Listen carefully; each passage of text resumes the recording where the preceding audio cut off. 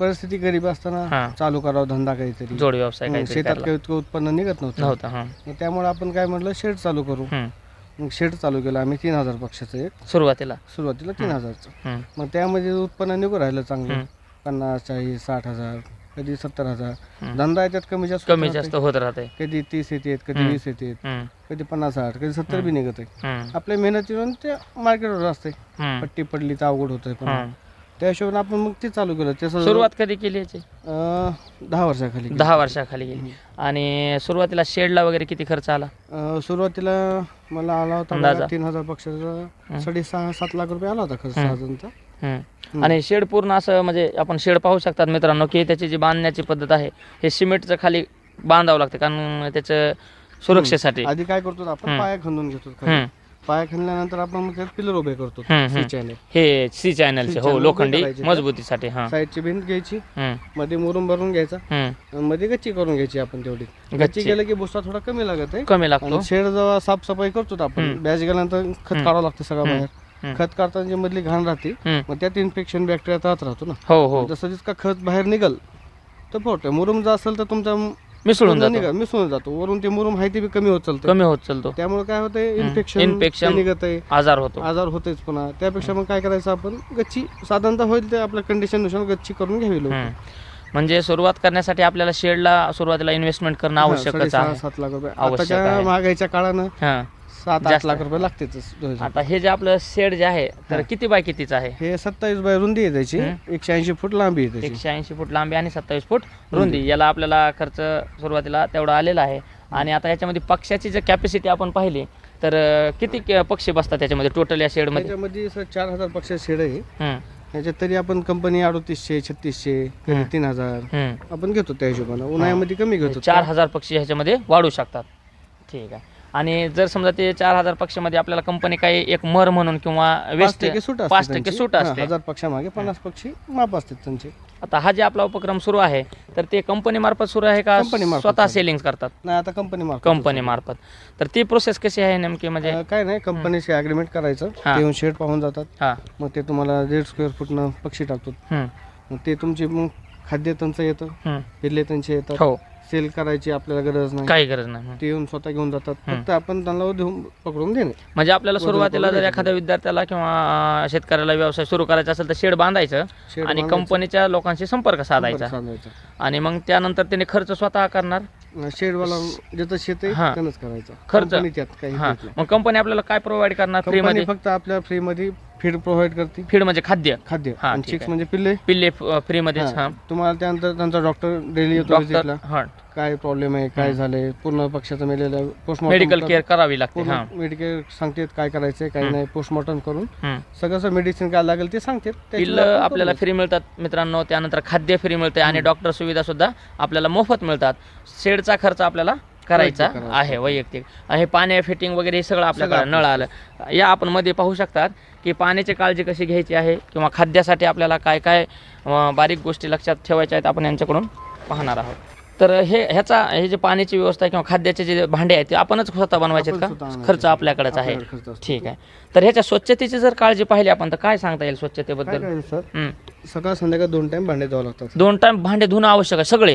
ते कसं असतंय, सकाळी तुम्ही धुतले मग संध्याकाळी ते पक्षी जेव्हा खातो त्याची लाळ मध्येच पडते, तोंडामध्ये खाली व्हायरल बॅक्टेरियल इन्फेक्शन होतं, चारामध्येच पडतो. त्यामुळे काय होतं ते मग इन्फेक्शन ते वाढायला चालू होतं. त्यामुळे 2 टाइम आपण स्वच्छ करणं, पाण्याचे भांडे धुणं 2 टाइम पाण्याचे भांडे धुणं. किती आहे संख्या? भरपूर दिसायली भांड्याची. 98 भांडे. 98 100. आणि किती वेळ लागेल त्याला धुवायला सगळ्याला? अर्धा घंटा लागतो. सकाळी समजा अर्धा 1 तास आणि संध्याकाळी अर्धा 1 तास. मग आपल्याला याच्यासाठी एक माणसाची नियुक्ती किंवा एक गडी सहकारी लागतो. घरातले मेंबर सदस्य असतील सपोर्टसाठी 2 माणसात सुद्धा होऊन जातं, काय अडचण नाही. ठीक आहे. पाण्याचे भांडे 2 वेळेस करायचे. आणि खाद्यासाठी हे खाद्य सकाळी अर्धे भांडे भरायचे, संध्याकाळी अर्धे भांडे भरायचे. कसं 2 टाइम खाद्य टाकलं तर माणसाला खाद्य फ्रेश राहतं. ह्याला सुग्रासच म्हणतात ना? नाही सर, ते प्री स्टार्टर.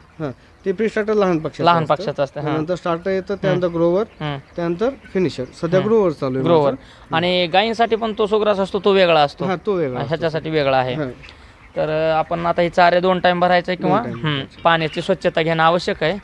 तर एक समजा तिथं पोते ठेवलेले आहेत, आपण पाहू शकता अनेक ठिकाणी पोते ठेवले. ते कसं सर प्रत्येक ठिकाणी स्टँड केले जातात. हां, जसं तुम्हाला म्हणजे आता त्या स्टँडवरून पोतं तिथून न्यायचं अवघड होते. हो, ज्याच्या जागी ठेवलं तुम्हाला तिथल्या तिथून करून टाकायला सोपं पडतं.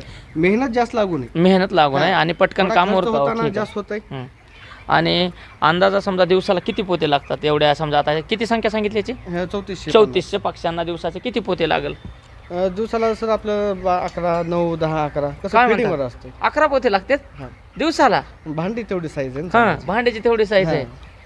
आपण बघा मित्रांनो, व्यवसाय सुरू करत असताना किंवा आपल्याला जर त्याच्यामधून इन्कम काढायचं असेल 40, 50, 30 हजार रुपये, तर त्याची काळजीसुद्धा तशीच घेणं आवश्यक आहे. आता जाधव सरांनी सांगितलं की पोते जागेवर ठेवल्यामुळं आपल्याला मेहनत वाचते आणि दिवसाला 10 ते 11 पोते लागणं आणि त्याचं नियोजन करणं हे खूप आवश्यक आहे. तर आपण यशस्वी उद्योजक बनून, स्वतः मालक बनून आपण कमाई किंवा अर्निंग करू शकतात.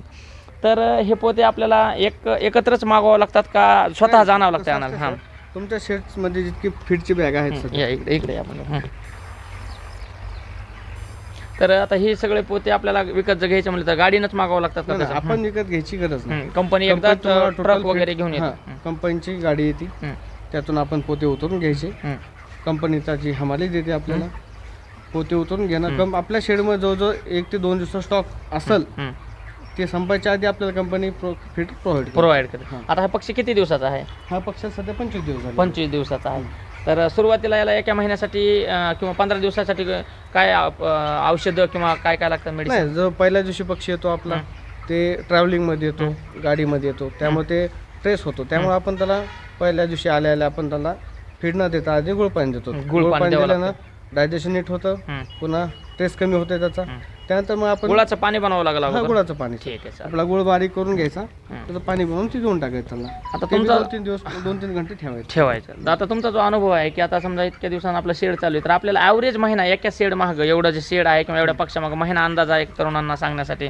महिना नाही म्हणलं तर सर मला 25-30 पडतो ह्याच्यात. 25-30 हजार रुपये ॲव्हरेजमध्ये पडून. जास्तीत जास्त आतापर्यंत किती गेला? ह्याचा 54,000 बिल निघालतं माझा 1.5 महिन्याचं. 40 दिवसाचा, 45 दिवसाचा महिना धरला तर 40 पर्यंत जाऊ शकतो का? 40-50 हजारापर्यंत. कसं असतं सर, तुमचं फीड कमी खाऊन पक्षी जितकं ग्रोथ करेल तितकं तुमचं बिल चांगलं निघतं. ते म्हणजे हातात आहे, तुम्ही आपल्या हातात. चालते सर. तर मित्रांनो बघा, ह्या व्यवसायामध्ये 40 दिवसाचं हे उत्पन्न किंवा पीक आहे किंवा हे एक बॅच आहे, तर आपण 40 ते 30 हजारापर्यंत उत्पन्न मिळवू शकतो आणि स्वतः मालक राहून. सर आपलं शिक्षणाबद्दल जर सांगितलं तर किती? माझं BSc कम्प्युटर झाले. बघा मित्रांनो, बघा वेल एज्युकेटेड आहेत सर, त्याच्यामुळे त्यांचं चांगला अभ्यास आहे BSc कम्प्युटर म्हणजे. आणि इकडं मग ते सायन्स क्षेत्र सोडून इकडे येण्याचं जॉब वॅकन्सी आपल्या इथं नाही येत. गरज मुंबईला जायचं 20-25 हजार ते आपल्या प्रोडक्ट नाही ना. घरच्यांनी विरोध वगैरे केला नाही कसं काय एवढं शिकून व्यवसाय करायला? विचारलं चालू होतं, करून टाकलं. बरं ठीक आहे. तरुण मित्रांना किंवा ज्यांना नवीन व्यवसाय यायचे शेतकऱ्यांना किंवा एका उद्योजकांना, त्यांना काय सांगाल तुम्ही? अनुभव तुमचा? करण्यासारखं आहे सगळं, मेहनत आहे. फक्त पैसे कमवायचे म्हणजे तेवढी मेहनत करावंच लागेल. हां, मॅन पॉवर लागतोच ह्याला. मेन गोष्ट पाण्याची महत्वाची गोष्ट आहे. पाणी असेल तर तुमचं शेड चालू आहे, नाही होत. ठीक आहे. आणि स्वतःची जागा असलीच पाहिजे, काय अडचण नाही त्यात. फक्त पाणी सगळ्यात महत्वाचं. आपण मगाशी म्हटलं की कोरोनामध्ये पण चालू होतं, मग त्यावेळेस काय अडचणी आल्या तर मग कसं मॅनेज करा? समजा काय नाही, कंपनीने काय केलं तर जर तुमच्या सेल होत सेल करा, नाही तर खड्डा करून पुरून टाका. का लोकांची महामारी आली होती, महामारी चालू होती, लोकांना वाटत होतं ह्याच्यानं होईल आणखीन कोरोना. हो ना. मग त्यामुळे आम्ही खड्डा करून पुरून टाकलं. तर सगळ्यात चांगलं जसं कंपनीनं मार्गदर्शन केलं त्या हिशोबाने करून टाकलं आपण. काय ती एक बॅच लॉस झाला समजायचा, तरी कंपनी काही ना काही देत राहते आपल्याला. क्लेम मध्ये जातं आपलं शेड देतात काही ना काही. तर चालतंय. तर आपण ह्या शेडमध्ये आता किती दिवसाचे आहेत? 25. आता किती दिवसांनी येणार?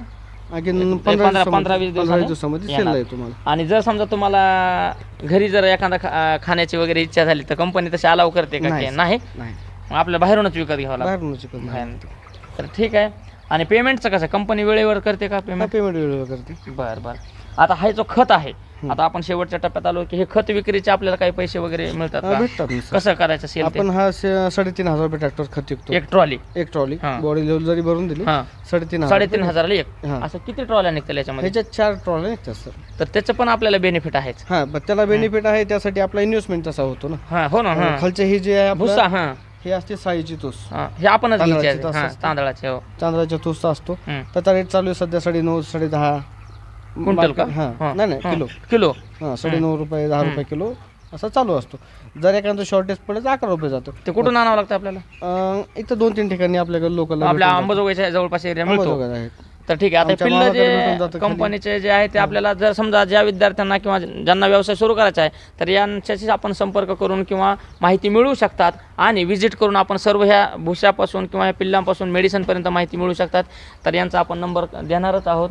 तर आपण या चॅनलला मुलाखत दिल्याबद्दल आपलं मनापासून अभिनंदन. आणि तुम्ही शिक्षणासोबतच एक व्यवसायाला यशस्वी करून दाखवलं आणि एक आधुनिक शेतकरीच्या सोबत एक आधुनिक उद्योजक बनलात, त्यामुळं आपलं खूप खूप धन्यवाद. अशाच महत्त्वपूर्ण चॅनलसाठी नवनवीन व्हिडिओ पाहण्यासाठी चॅनलला लाईक सबस्क्राईब शेअर करा. धन्यवाद. जय हिंद. थँक्यू.